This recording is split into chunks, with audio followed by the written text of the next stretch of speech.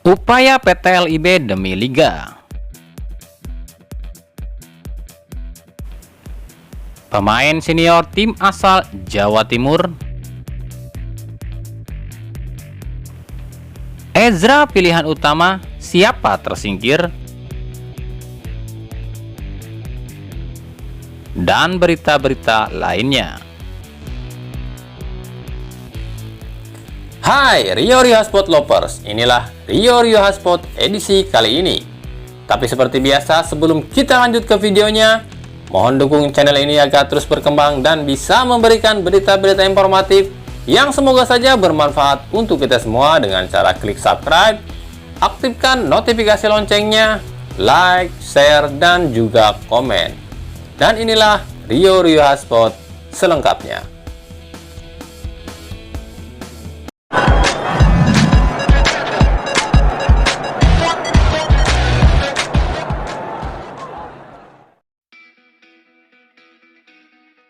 PT Liga Indonesia Baru atau LIB akhirnya angkat bicara mengenai berbagai kritikan dan kecaman terhadap kinerjanya untuk Liga Indonesia. PT LIB dianggap tak becus urus kompetisi, sehingga harus terkatung-katung. Menurut Direktur PT LIB Ahmad Hadian Lukita, PT LIB tetap ngotot Liga harus jalan Agustus tanpa harus diundur lagi. Wacana pemerintah yang akan memperpanjang PPKM hingga September membuat sepak bola terancam batal digelar. Kan belum diputuskan soal perpanjangan PPKM darurat. Kami bukan berarti diam saja. Kami juga mencoba menganalisa nantinya bagaimana. Yang jelas kami berharap 31 tak ditunda lagi, ujar Ahmad Hadian Lukita. Lebih lanjut, ia mengatakan, kami proaktif dan berkomunikasi dengan otoritas terkait dengan jadwal kompetisi terbaru dengan catatan bahwa Liga 1 jalan, dan kami berharap ada perlakuan khusus dari pemerintah untuk Liga 1 sebab kompetisi bisa membuat pandemi berkurang. Masyarakat kita kan akan lebih banyak di rumah karena ada hiburan dan tontonan yang tidak keluyuran lagi, ujar Ahmad Hadian Lukita.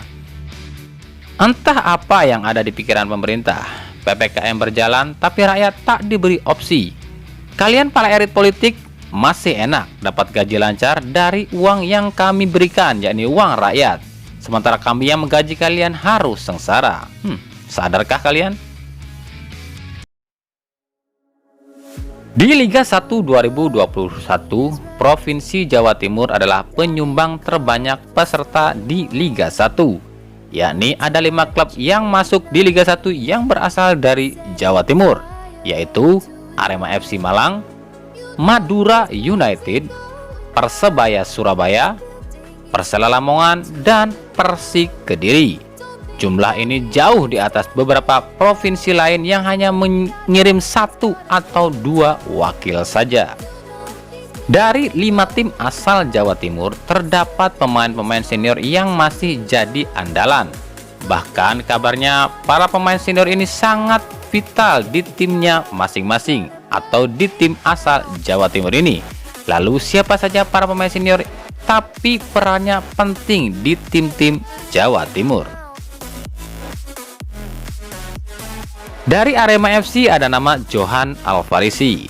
Bersama Deddy Santoso, Alfarisi adalah sosok paling loyal di Arema. Ia adalah satu di antara 2 pemain yang hanya bermain di satu klub sepanjang karir. Kehadirannya di lini belakang, khususnya sayap Arema, benar-benar ditakuti lawan. Ia ahli dalam bertahan dan juga menyerang. Di Madura United ada nama Slamet Nur Cahyo. Meski usianya sudah 38 tahun, namun Nur Cahyo selalu dipercaya di pilihan utama Rahmat Darmawan. Ini terbukti nomor punggung 10 masih menempel di punggungnya. Kepiawaiannya memimpin di lapangan sebagai playmaker membuat ia masih jadi pilihan utama di usia senjanya. Di Persebaya ada nama Samsul Arif Munib. Usianya memang sudah 36 tahun, namun Samsul masih memiliki kecepatan di atas rata-rata. Kecepatan Samsul hanya kalah dari kecepatan pemain muda Persebaya M. Supriyadi. Kecepatan dan ketajaman inilah yang membuat Aji Santoso masih percaya pada Syamsul Arief Munif.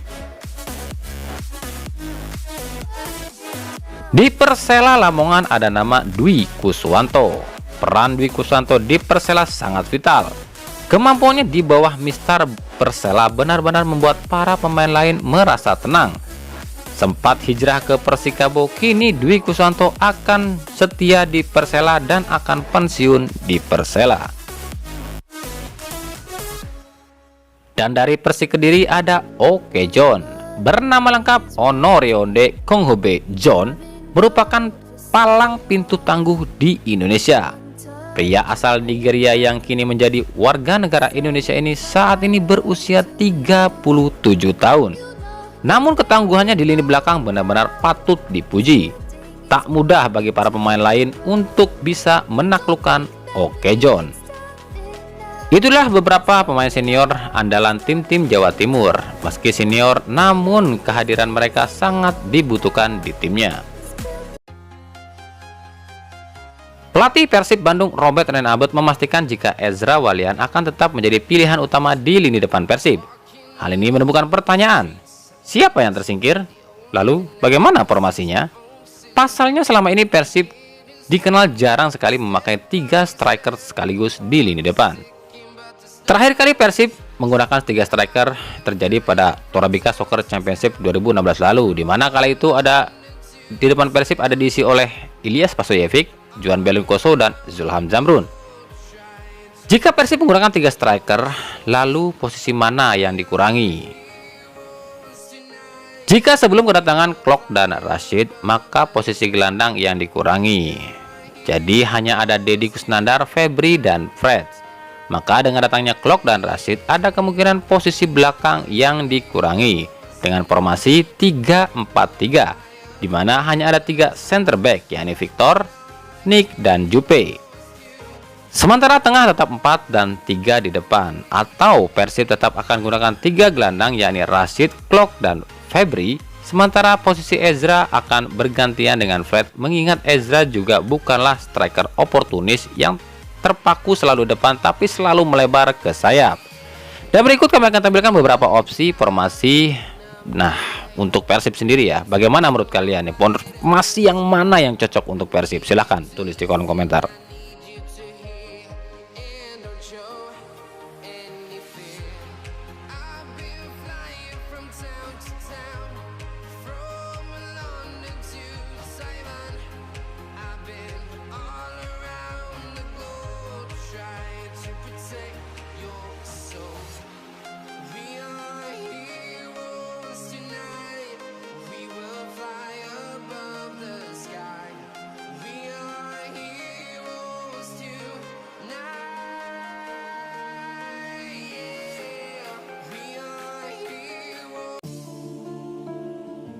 Polling yang dilakukan Jackmania untuk memilih siapa pemain yang patut direkrut Persija nampaknya telah ditutup, dan 3 nama pun telah dipilih, yakni Rizky Ridho di posisi back, Syahrian Abimanyu di posisi gelandang, dan Egy Maulana Fikri di posisi depan.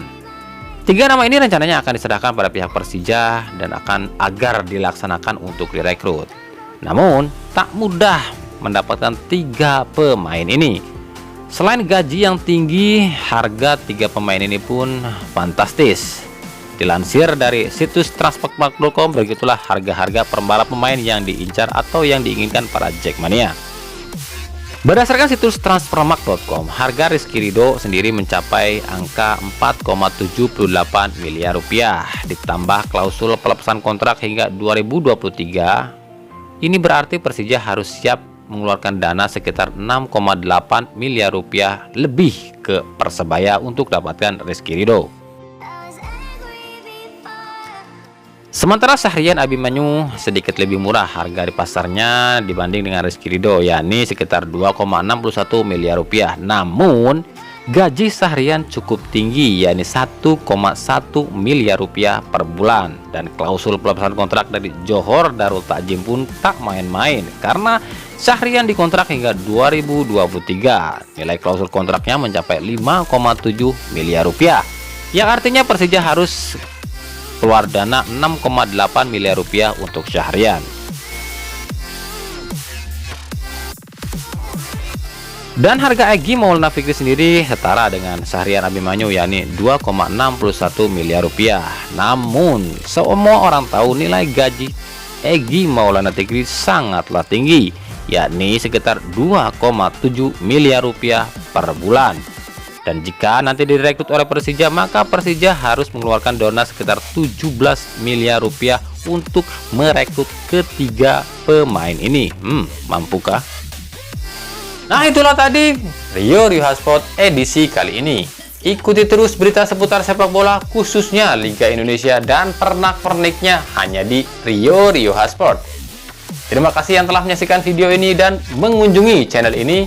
Kritik dan saran tetap kami nantikan di kolom komentar atau di media sosial kami di bawah ini. Sampai jumpa di video selanjutnya dan salam Rio Hotspot.